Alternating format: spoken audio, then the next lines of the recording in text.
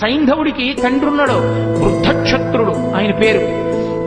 ఆ వృద్ధక్షత్రుడికి తపస్సు చేస్తే పుట్టాడు, జయద్రథుడు అన్న పేరుతో సైంధవుడు. ఆయన పుట్టినప్పుడు అశరీరవాణి పలికింది. ఇతని యామలపాటులో ఉన్నప్పుడు ఒక సుక్షత్రియుడు ఇతని తల కొట్టేస్తాడంతే. వెంటనే తండ్రి అన్నాడు, ఏ సుక్షత్రియుడు నా కొడుకు తల కొట్టి కింద పడేస్తాడో వాడి తల 100 వక్కలైపోతుంది.